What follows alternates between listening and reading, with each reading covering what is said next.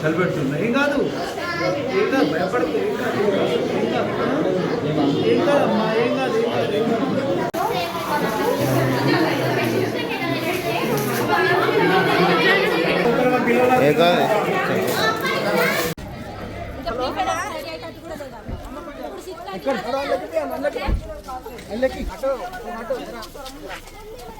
అడితే మళ్ళీ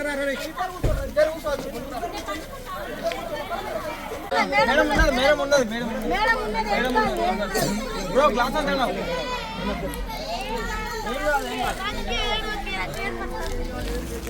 ఇమీడియట్లీ వచ్చి ఆ పిల్లల్ని ఇది చూడండి పాపం మొత్తం సిక్ అయిపోయారు పిల్లలు.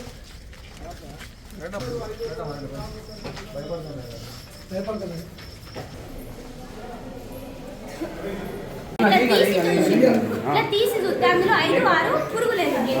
అయితే ఇక అందరూ తీసి చూసేసరికి అందరికి వెళ్ళి ఇది మాది అబద్ధం అంటారని మేము తినకుండానే బాక్సులు పెట్టి వచ్చాము.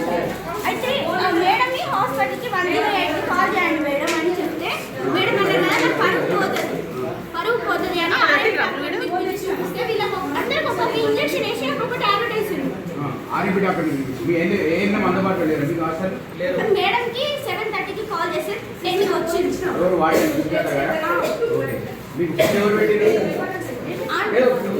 వాటిని పర్యవేక్షణ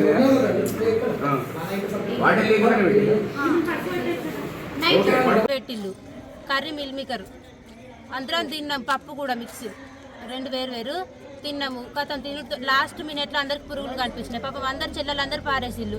అట్లా కూడా ఫుడ్ ఆంటీస్ అడిగిల్లు ఎందుకు వారేతాలు కర్రీ బాగాలేదని అడిగితే పురుగులు అని చెప్పిన వాళ్ళు పట్టించుకోలేదు.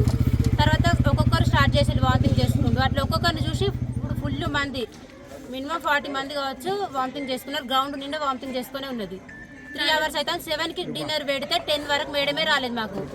అంతమంది వామిటింగ్ చేసుకుంటారు. ఒక్క ఆర్ఎంపీ కూడా రాలేదు. ఒక్కళ్ళు కూడా హాస్పిటల్కి పోలేదు ఇంతవరకు. బయటికి రావద్దని న్యూస్. ఇప్పుడు ఆర్ఎంపీ డాక్టర్ వచ్చిండు. 108కి ఫోన్ చేయమన్నా కానీ చేయలేదు. పట్టించుకునేటోళ్ళు లేరు, అసలు పట్టించుకునేటోళ్ళు లేరు. ఒక్కొక్కరు లేస్తలేరు. 2 weeks అయితే 10th వాళ్ళకు ప్రీ ఫైనల్స్ ఉన్నాయి. 10th అమ్మాయి ఒక అమ్మాయి లోపల కళ్ళు జరగకుంటున్నాయి కక్కి. ఇన్ని రోజులు చదువుకొని మా లైఫ్ ఇప్పుడు వేస్ట్ అవుతుంది. ఎందుకంటే బేస్మెంట్ లాంటిది. ఇప్పుడు మేము ఇక్కడనే మా లైఫ్ వేస్ట్ చేసుకుంటే తర్వాత ఫ్యూచర్ మా లైఫ్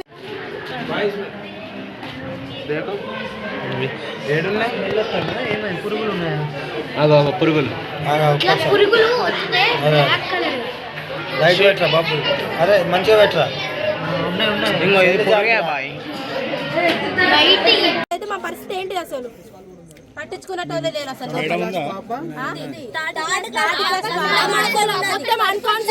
అసలు వాళ్ళకి ఏమైతుందో వాళ్ళకి మొత్తం కింద పడిపోతుంది.